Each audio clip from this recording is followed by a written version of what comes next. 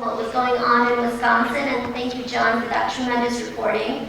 John is a pioneering political blogger. He's written The Beat since 1999 for The Nation magazine as its Washington correspondent. He's a contributing writer for The Progressive and In These Times, and the associate editor of the Capital Times, the daily newspaper in Madison. His articles have appeared in the New York Times, Chicago Tribune, and dozens of other papers. He is also the author of The S Word, A Short History of American Tradition, Socialism, as well as many other books. John Nichols.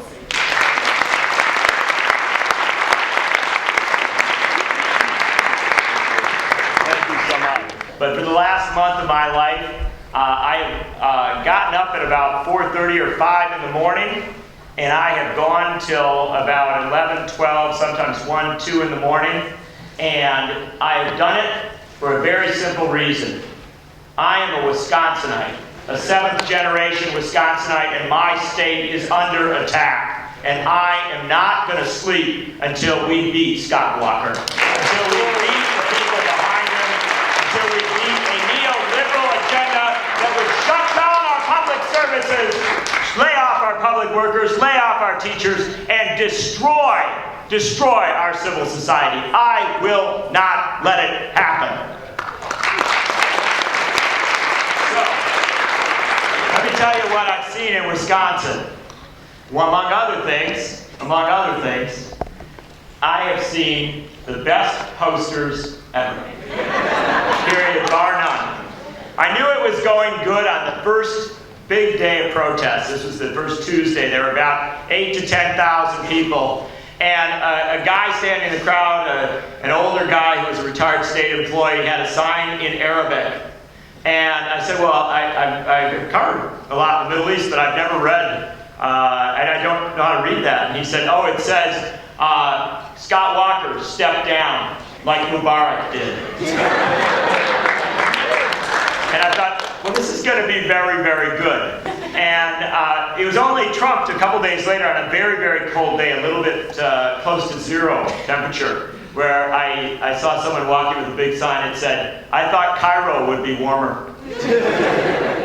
And the truth of the matter is, the humor, the energy, the great spirit of Wisconsinites has come throughout this demonstration. And it is important to understand that what's worked in Wisconsin and what can work other places is an ability to learn from not just American traditions, not just Wisconsin traditions, but from the world. The fact of the matter is, yes, from the world.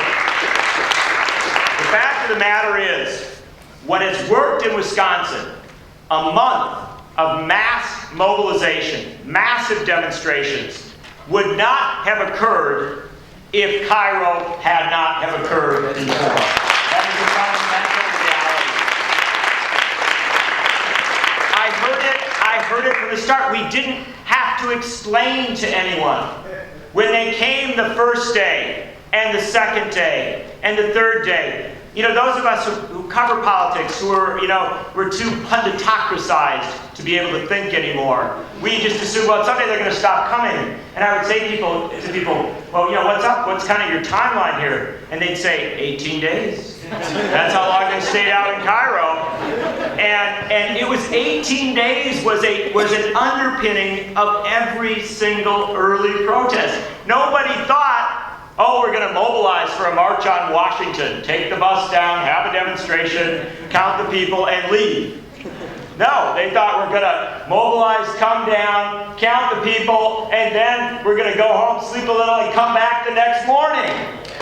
And that's the power. That's the power. And I want to tell you something else. This is something, if you're there, you get it. If you're not, it's harder. Because we don't have a media in this country that covers politics and labor and working people and poor people. We have a media in this country that only pays attention to poor people and working people when they get in the way of rich people. And the fact of the matter is, what happened in Wisconsin is poor people and rich people got in the way of poor people and working people got in the way of rich people every day, day after day. And the media started to pay a little bit of attention, but they didn't see the beauty of this thing. I want to tell you about, I want to pay homage to the people who didn't know they couldn't do it, right? The people who didn't know this wasn't possible. And I begin with the TAA, the Teaching Assistants Association at the University of Wisconsin.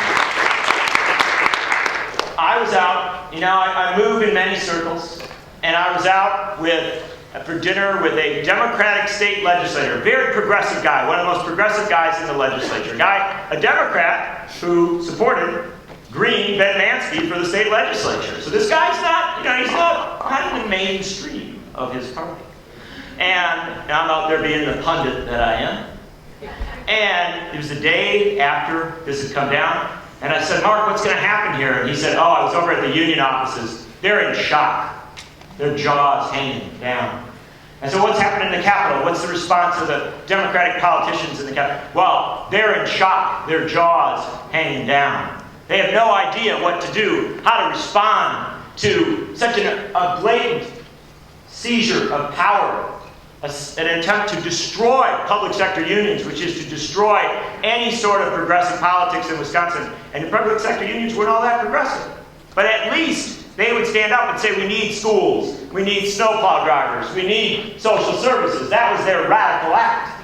This effort by the governor was going to destroy them, and everybody was like, I don't know what to do.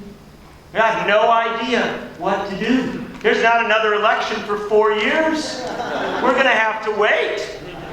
We just have to hold our breath for 4 years. Hope that, we can survive. And next morning, 50 members of the TAA who hadn't been told what they couldn't do went and stood in front of the University of Wisconsin Memorial Union with signs that said, "This shall not pass. We oppose this bill, and we're going to organize against it, and march against it, and rally against it." 50 students. That's where it started. And then a few days later, 1,000. And then a day later, 10,000. And then a day later, people who didn't know what they couldn't do. The teachers walking out. I went up to one of the rallies on the day that the teachers walked out, and I thought, well, this is going to be bigger. This could be very interesting. And my car slowed down. Couldn't get up the street. There was something blocking the street. 10 in the morning. The teachers had walked out, yes. But now, walking up the main thoroughfare, East Washington Avenue, was 2,000 of their students walking 3 miles from their school to the Capitol to stand with their teachers. And when I got to the Capitol, 2,000 students came from the west side, and then 5,000 University of Wisconsin students, all dressed in red and white, the colors of our school, coming to the university, from the University of Wisconsin to the Capitol to speak truth to power. It was epic, it was beautiful, and it didn't stop. And it was because so many of us, and I know not the people in this room, but I tell you this story because you need to take it back. You need to take it out to the people that you're wrestling with and debating with on these issues. The founders of this republic were imperfect men. There is simply no doubt of that. But the one good thing about them, the one fundamental thing about them is they formed this republic in revolution against a monarchy. They were against an empire that forced its control from afar on them. And so when they wrote the Constitution of the United States, they did not mention corporations. They did not mention how we elect our officials. They didn't outline how you elect local, state, county, municipal elected officials, how you elect governors. They didn't do that. They knew that power would figure out how to organize society to its advantage.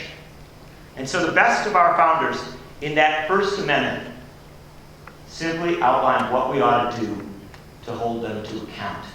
And it didn't say wait till the next election. What they said was, you have freedom of speech, a right to speak. And they weren't talking about, what did you do last night? They weren't even talking about a right to swear, although I have nothing against swearing.